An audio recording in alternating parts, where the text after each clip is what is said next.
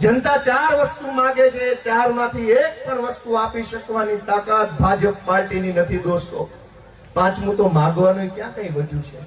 તો મારી તમને બધાને વિનંતી છે, બે હાથ જોડીને હું વારંવાર કહું છું, ગોપાલ ઇટાલિયાની કે ચૈતર વસાવાની કે ઈશુદાનની ચિંતા ન કરતા, આમ આદમી પાર્ટીની ન કરતા, તમારા પોતાના પરિવારની, બાળ બચ્ચાની, માલ મિલકતની ચિંતા કરતા હોવ તો એકવાર હૃદય ઉપર હાથ મૂકીને તમારા આત્માને પૂછજો કે ગાંધીનગરમાં બધું બરાબર ચાલે છે કે ખરાબ ચાલે છે. તમારા જાતને પૂછજો, તમારા આત્માને પૂછજો, અને તમારું મન એમ કે ઘણું ખોટું ચાલે છે, આ નહીં ચલાવવું જોઈએ, તો અમે લડવા તૈયાર છીએ. બસ તમારા ટેકાની જરૂર છે. ખાલી તમે એમ કહી દો કે અમે બેઠા છીએ તોય અહીંથી કૂટી લઈએ એમ છે અમે દોસ્તો. નમસ્કાર મિત્રો, કિસાન સંદેશ ચેનલમાં આપનું સ્વાગત છે. મિત્રો, આ વિડીયો ખાસ છેલ્લે સુધી જુઓ. આકલવાવ આણંદ જિલ્લામાં આવેલું આકલવાવ ખાતે ખેડૂત મહાપંચાયત યોજવામાં આવી હતી. ત્યાં વિશાળ સંખ્યામાં ખેડૂતો અને મહિલાઓ જોડાયા હતા. મિત્રો, આમ આદમી પાર્ટીમાં હજારો લોકો રોજે રોજ જોડાય છે. તો આ ગોપાલ ઇટાલિયાનું ભાષણ છેલ્લે સુધી સાંભળો અને ત્યાર પછી તમે ચોક્કસથી કહેશો કે આ ગોપાલ ઇટાલિયાની વાત સાચી છે. મિત્રો, મને વિશ્વાસ છે તમે આ વિડીયો છેલ્લે સુધી જોશો, કારણ કે ગોપાલ ઇટાલિયાએ જે ભાષણ કર્યું છે મિત્રો, એક મિનિટ પણ સ્કીપ કરવા જેવી નથી. મિત્રો, આ ભાષણ છેલ્લે સુધી સાંભળજો અને ગોપાલ ઇટાલિયાની વાત સાથે તમે ચોક્કસથી સહમત થશો. મને વિશ્વાસ છે આ વિડીયોના કોમેન્ટ બોક્સમાં તમે ગોપાલ ઇટાલિયાની વાત સાથે સહમત થશો અને કોમેન્ટ ચોક્કસથી કરજો. મિત્રો, ગોપાલ ઇટાલિયાએ જે ટોમીની વાત કરી છે તે ખૂબ જ મહત્ત્વની છે અને તે સાંભળીને તમે આ વિડીયોમાં ચોક્કસથી કોમેન્ટ કરજો કે અત્યારે અમુક અધિકારીઓ જે હર્ષ સંઘવીના ટોમી બની રહ્યા છે કે નહીં, ગોપાલ ઇટાલિયાએ જે વાત કરી છે તે સાચી છે કે નહીં, તમે વિડીયોમાં ચોક્કસથી કોમેન્ટ કરજો. સાંભળીએ ગોપાલ ઇટાલિયાએ શું કહ્યું છે, પછી આ વિડીયોમાં કોમેન્ટ કરવાનું ના ભૂલશો. સાંભળીએ ગોપાલ ઇટાલિયાને. તમે વિચાર કરો કે ડ્રગ્સનો વિરોધ કરનારાનો વિરોધ કરે છે અને જિગ્નેશભાઈને એમ કીધું કે પટ્ટા ઉતારી લઈશ. એ નિવેદનને હર્ષ સંઘવી ભાજપના નેતાઓ તોડી મરોડી ખોટી રીતે રજૂ કરી અને જાણે જિગ્નેશભાઈએ બહુ મોટું પાપ કર્યું હોય, ખોટું બોલ્યા હોય એવી રીતે એને બદનામ કરવાની કોશિશ કરે. પણ મારે ગુજરાતની સૌ જનતાને કહેવું છે, ભાજપના માણસોને કહેવું છે અને સરકારી નોકરી કરતા વ્યક્તિઓને વિનંતી કરવી છે કે સંવિધાનના કારણે મહેનત કરીને મળેલો પટ્ટો કમરે પહેરવા આપ્યો છે, ગળામાં પહેરવા નહીં. જે લોકો ટોમીની જેમ ગળામાં પટ્ટો પહેરી લે છે એનો પટ્ટો તો કાઢવો જ પડે એમ છે. પટ્ટા કમરે પહેરવા માટેના છે, કમરે પહેરો, ટાઈટ ઉભારો, છાતી કાઢીને લડો, અમે તમારી સાથે છીએ, અમારી તમને સેલ્યુટ છે. પણ કમરનો પટ્ટો કમરેથી કાઢી હર્ષ સંઘવીના ટોમી બની જશો ગળામાં પટ્ટા પહેરીને તો પટ્ટા ઉતરશે ને ઉતરશે. ટોમીના ગળામાં પટ્ટો નહીં રહેવા દઈએ. જેના કમરે પટ્ટા હશે, જેની કમર સીધી હશે, જેની છાતી ચોડી હશે એની અમે સાથે છીએ. પણ ઘણા અધિકારીઓને હર્ષ સંઘવીના ટોમી બની ગળામાં પટ્ટા પહેરી પ્રમોશનો જોતા છે. અમે આપશું તમને પ્રમોશન 2027માં સીધું સાબરમતીમાં. અમને બધી ખબર પડે છે. એક જ ઝાટકે સહી કરીને સાબરમતીમાં પ્રમોશન, આખું એક કોટડી જ અલગ બનાવવાની છે પ્રમોશનની, ટોમી કોટડી. જેણે પટ્ટા ગળામાં પહેર્યા છે એ બધાને પ્રમોશન આપવામાં આવશે અને જેને કમરે પટ્ટા પહેર્યા છે એને સેલ્યુટ કરવામાં આવશે આમ આદમી પાર્ટીની સરકાર દ્વારા. દોસ્તો, ગુજરાતની અંદર તમામ સરકારી વ્યક્તિઓમાં 3 વકલ છે. 3 કેટેગરીના અધિકારીઓ આખા ગુજરાતની અંદર શાસન કરે છે. એક કે જેણે સરકારી નોકરી, સંવિધાન બધું જ નેવે મૂકી અને ભાજપની ગુલામી સ્વીકારી લીધી છે કે અમે આ ભાજપના નેતાઓના ગુલામ છીએ, જેટલું કહેશે એટલું જ કરવાનું. એક એવી કેટેગરીના માણસો છે જે 100% ગુલામ બની ગયા છે ભાજપના. બીજા એવી કેટેગરીના માણસ છે કે જેને પૈસા પૈસા પૈસા, બીજી કોઈ વાત નહીં, લાવો પૈસા, લાવો પૈસા, લાવો પૈસા. અને ત્રીજી કેટેગરી છે ઈમાનદાર અધિકારીઓ ને કર્મચારીનો, જેટલી બદલી થાય હોય એટલી થઈ જાય, બાકી પૈસા પણ નહીં, ભાજપની ગુલામી પણ નહીં, હું જે સંવિધાનમાં લખ્યું એ કામ કરીશ એવા ઈમાનદાર કર્મચારીઓ. મારી વાત સાચી છે કે ખોટી છે દોસ્તો? આ 3 કેટેગરીના અધિકારીઓ ગુજરાતની અંદર છે અને એના કારણે હાલત શું બની છે આપણા સૌની. એક સામાન્યમાં સામાન્ય કામ માટે આપણે સરકારી માણસોને ભાઈ સાહેબ, બાપા, આજીજી, જી સાહેબ, પ્લીઝ, તમારી ગાય છું, બકરો છું, તમારો બોકડો છું એવું કરવું પડે. મામલતદાર ઓફિસોમાં ધક્કા ખાવા પડે અને પોલીસ સ્ટેશનની તો વાત શું કરવી, એકલા જવાય નહીં કોઈ ગરીબ માણસથી, નાના માણસથી. હું જો ખોટું બોલતું હોય તો બધા મને કહો કે એકલા જવાય છે પોલીસ સ્ટેશનમાં? 5 લોકોને સાથે લઈને જવું પડે. ધારાસભ્ય જિગ્નેશ મેવાણી થી એકલા પોલીસ સ્ટેશન નથી જવાતું. અમારે એકલા નથી જવાતું. દોસ્તો, પરિસ્થિતિ વિચારો. આમ આદમી પાર્ટીની ચિંતા ના કરતા, અમારા બધાની ચિંતા ના કરતા, અમને ભગવાને સુખી રાખ્યા છે, સુખી રાખશે. તમે તમારા છાતી ઉપર, હૃદય ઉપર હાથ રાખીને વિચારો કે પોલીસ સ્ટેશન પાકિસ્તાનનું છે કે ગુજરાતનું?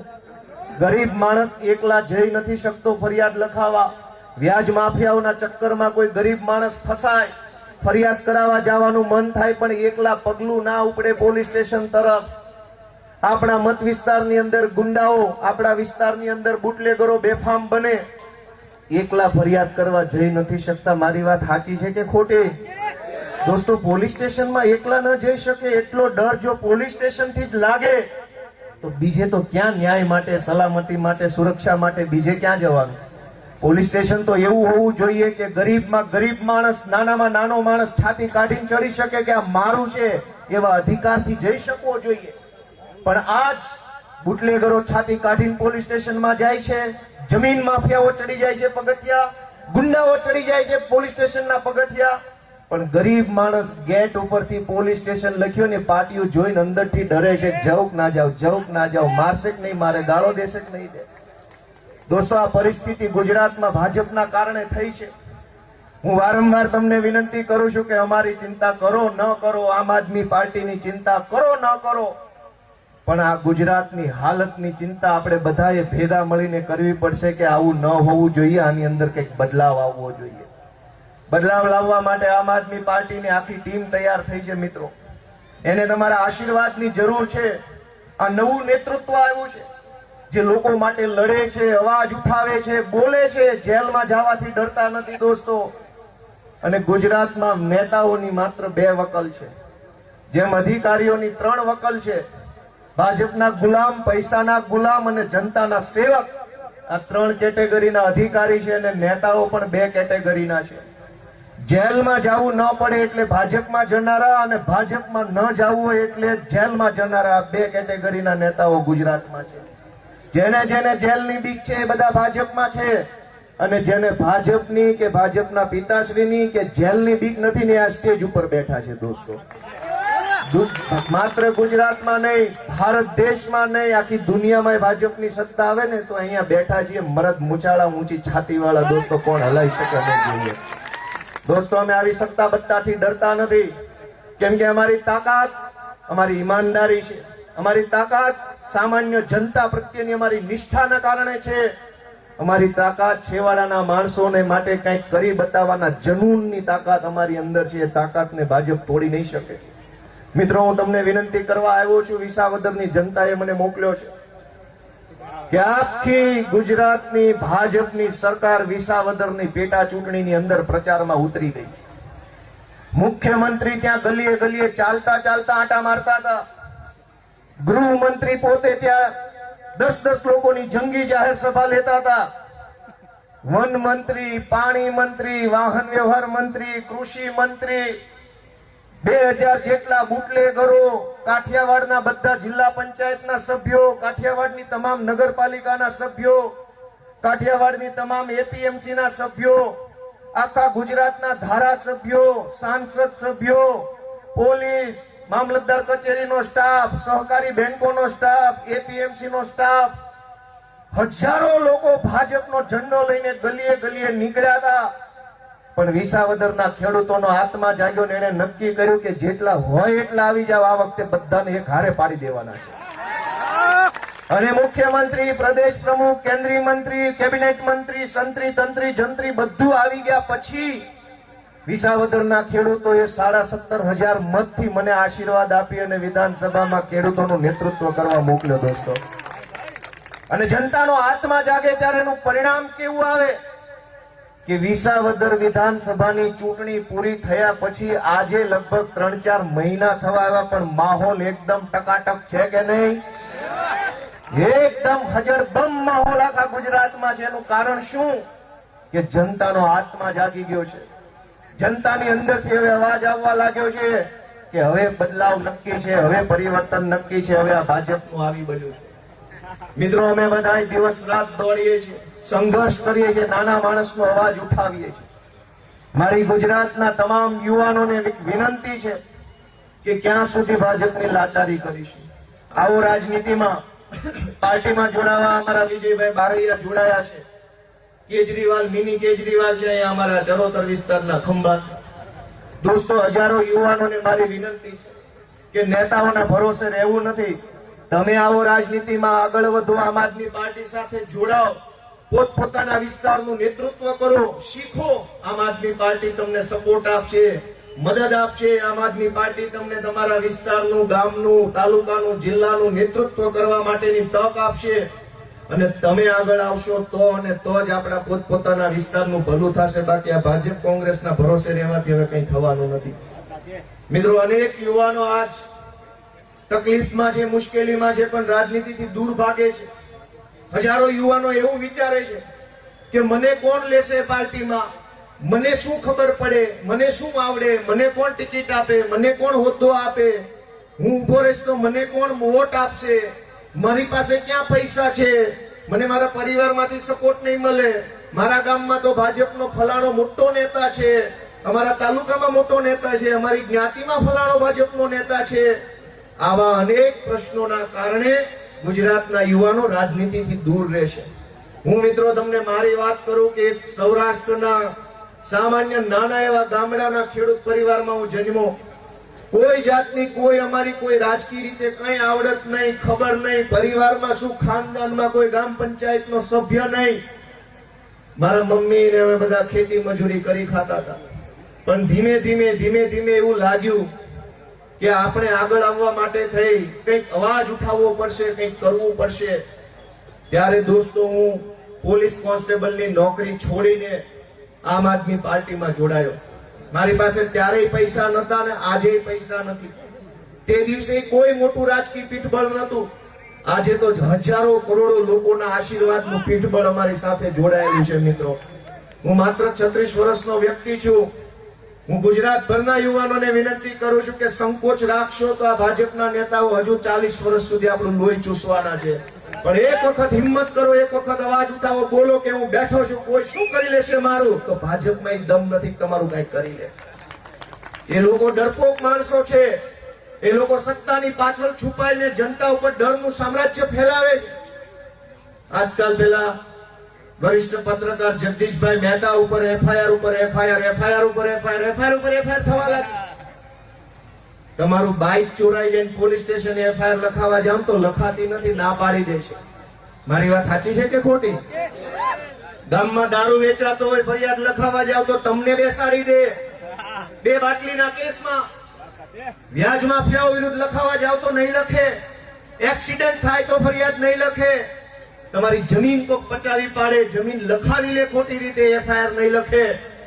પણ ભાજપના વિરુદ્ધમાં 4 શબ્દો બોલે અથવા ભાજપના ખોટા કુકર્મોને કોઈ ખોલે તો ધડાધડ એફઆઈઆર. દોસ્તો, જગદીશભાઈ મહેતા જેવા પત્રકારોએ જનતાને જાગૃત કરવાનું કામ કર્યું. જિગ્નેશભાઈએ જનતાને જાગૃત કરવાનું કામ કર્યું. ચૈતરભાઈએ જનતાને જાગૃત કરવાનું કામ કર્યું. ગુજરાતની ભાજપ પાર્ટીના પેટમાં તેલ રેડાય છે કે આ બધા જુવાનિયાઓ જાગૃત શા માટે કરી રહ્યા છે. જનતા જાગૃત થઈ જશે તો ભાજપને વોટ નહીં આપે, એટલે બધાને જેલમાં પૂરવાની કોશિશ કરે છે. પણ જેલની બીકે જો ક્રાંતિ આવતી ન હોત તો દેશમાં આઝાદી ન આવી હોત. અંગ્રેજો આ ભાજપ વાળા જેવા જ હતા. આજે એના નામ નિશાન નથી દેશમાં.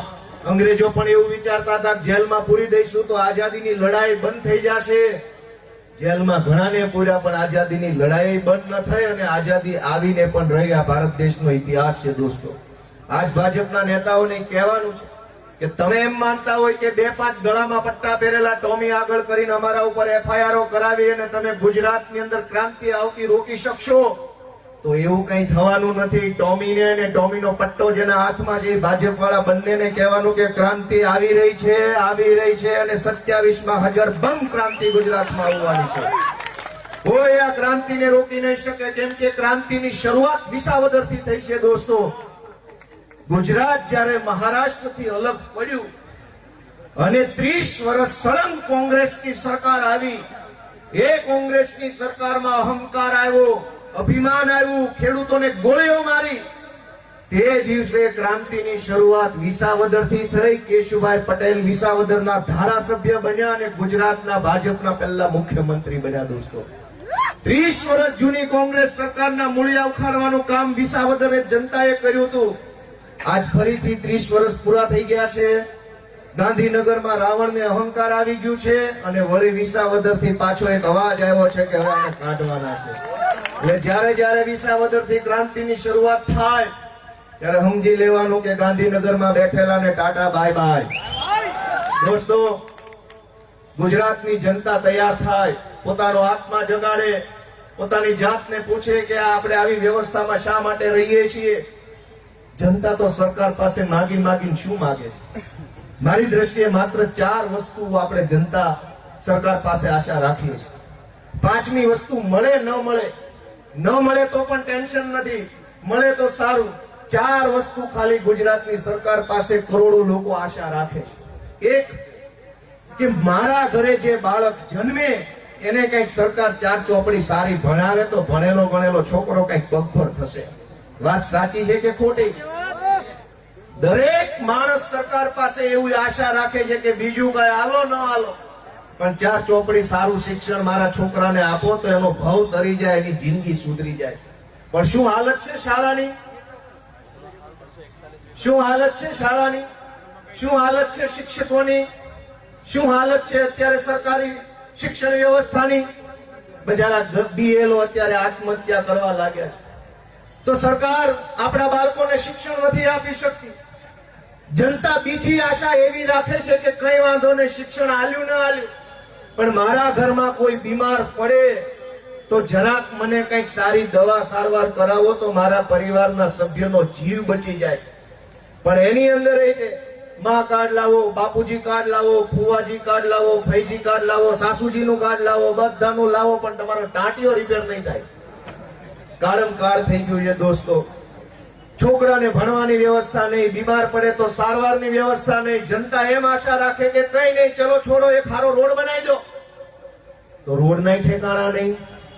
અંગ્રેજો અને મુઘલોએ જે બાંધકામ કર્યું ને એની કાંકરી ખરી નથી. આ નવા ભાજપના મુઘલ આવ્યા છે એના બનાવેલા રોડ 3 મહિનામાં તૂટી જાય છે.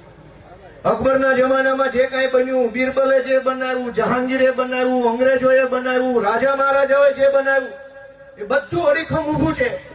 આ ગાંધીનગરમાં બેઠેલા ચોર ચપાટાઓએ જે બનાવ્યું એ 1.5 મહિનામાં તૂટી જાય છે. દોસ્તો, તો અંગ્રેજો સારા કે ભાજપ વાળા સારા? દોસ્તો, 200 વર્ષ પહેલા જે રેલવે બન્યા, જે નાળા, અલગ અલગ અનેક રેલવે સ્ટેશનો જૂના જમાનામાં રાજા મહારાજાના ટાઈમમાં બન્યા, એને તો કઈ થયું નથી. અને ભાજપ વાળાનો રોડ અહીંથી બનવાનું ચાલુ થાય ત્યાં પહોંચે તો પાછળથી પૂરો થઈ જાય. દોસ્તો, શિક્ષણ માંગો તો શિક્ષણ નથી, આરોગ્ય માંગો તો આરોગ્ય નથી, રોડ માંગો તો રોડ નથી. છેલ્લે કંટાળીને જનતા એમ કે કઈ આપો કે ના આપો, થોડીક ટકા સલામતી તો આપો, થોડીક સુરક્ષા તો આપો. આ ગુંડાઓ મારી જાય છે, માફિયાઓ, વ્યાજ માફિયાઓ મારી જાય છે, જમીન માફિયા જમીન પચાવી જાય છે, લુખ્ખા તત્વો હપ્તા લઈ જાય છે, કોક તોડ કરી જાય છે, સાયબર ફ્રોડ થઈ બેંકમાંથી પૈસા ઉપડી જાય છે, એપીએમસી માં માલ વેચવા જઈએ તો કરદો કરી જાય છે. થોડીક સલામતી તો આપો. તો આપણી તો સલામતી નથી દોસ્તો. પોલીસ સ્ટેશનની હાલત મેં તમને કીધી. જનતા 4 વસ્તુ માંગે છે, 4 માંથી એક પણ વસ્તુ આપી શકવાની તાકાત ભાજપ પાર્ટીની નથી દોસ્તો. 5મું તો માંગવાનું ક્યાં કઈ વધ્યું છે. તો મારી તમને બધાને વિનંતી છે, 2 હાથ જોડીને હું વારંવાર કહું છું, ગોપાલ ઇટાલિયાની કે ચૈતર વસાવાની કે ઈશુદાનની ચિંતા ન કરતા, આમ આદમી પાર્ટીની ન કરતા, તમારા પોતાના પરિવારની, બાળ બચ્ચાની, માલ મિલકતની ચિંતા કરતા હોવ તો એકવાર હૃદય ઉપર હાથ મૂકીને તમારા આત્માને પૂછજો કે ગાંધીનગરમાં બધું બરાબર ચાલે છે કે ખરાબ ચાલે છે. તમારા જાતને પૂછજો, તમારા આત્માને પૂછજો, અને તમારું મન એમ કે ઘણું ખોટું ચાલે છે, આ નહીં ચલાવવું જોઈએ, તો અમે લડવા તૈયાર છીએ. બસ તમારા ટેકાની જરૂર છે. ખાલી તમે એમ કહી દો કે અમે બેઠા છીએ તોય અહીંથી ફૂટી લઈએ એમ છે અમે દોસ્તો. આપ સૌ આટલી વિશાળ સંખ્યામાં અહીંયા પધાર્યા, શાંતિપૂર્વક આ સભા સાંભળી, એ બદલ આપ સૌનો હૃદયપૂર્વક ખૂબ ખૂબ આભાર. ભારત માતા કી જય. જવાન વંદે. મિત્રો આ વિડીયો તમે છેલ્લે સુધી સાંભળો, આપનો ખૂબ ખૂબ આભાર મિત્રો. હર્ષ સંઘવીના ટોમી બનેલા અધિકારીઓ કે જે ખરેખર ભ્રષ્ટાચારમાં ડૂબેલા છે તેવા અધિકારીઓને ગોપાલ ઇટાલિયાએ કહેવા મુજબ 2027માં જ્યારે આમ આદમી પાર્ટીની સરકાર આવશે ત્યારે તેઓને સાબરમતી જેલમાં પહોંચાડવામાં આવશે, ત્યાં એક અલગથી કોટડી બનાવવામાં આવશે તેવા ગોપાલ ઇટાલિયાએ પ્રહારો કર્યા છે. મિત્રો આને લઈને તમારું શું કહેવું છે? અને ખરેખર મિત્રો કે જે લોકોના કમરે બેલ્ટ છે, ગળામાં બેલ્ટ નથી, તેવા અધિકારીઓ કે જેઓ ખરેખર ઈમાનદાર છે તેઓએ કમરે બેલ્ટ પહેરે અને ટટ્ટાર ઊભે, તેઓને સાત સલામ છે મિત્રો. અધિકારીઓ હજારો લોકો એવા છે કે જેઓ ઈમાનદારીથી કામ કરવા માગે છે પણ ક્યાંક ને ક્યાંક સિસ્ટમમાં રહેવાને હિસાબે તે કામ નથી કરી શકતા. પણ મિત્રો જે અધિકારીઓ આજે પણ ઈમાનદારીથી કામ કરે છે, પોતે ભ્રષ્ટાચારના એક પણ રૂપિયા નથી લેતા અને ખરેખર સામાન્ય માણસની સાથે ઊભા હોય છે તેવા અધિકારીઓને સાત સલામ છે મિત્રો. આ વિડીયોમાં બસ એટલું જ. હવે મળશું કાલે એક નવા વિડીયો સાથે, નવા અપડેટ સાથે. તો આવા જ વિડીયો જોવા માટે અમારી ચેનલને લાઇક, શેર અને સબસ્ક્રાઈબ કરતા રહો મિત્રો. આ ચેનલને હજી સુધી જો તમે સબસ્ક્રાઈબ ના કરી હોય તો સબસ્ક્રાઈબ કરી બાજુનું બેલ આઇકોન પ્રેસ કરો, જેથી સૌથી પહેલાં વિડીયોના નોટિફિકેશન તમને મળતા રહે. હવે મળશું કાલે એક નવા વિડીયો સાથે. રજા આપશો. ધન્યવાદ.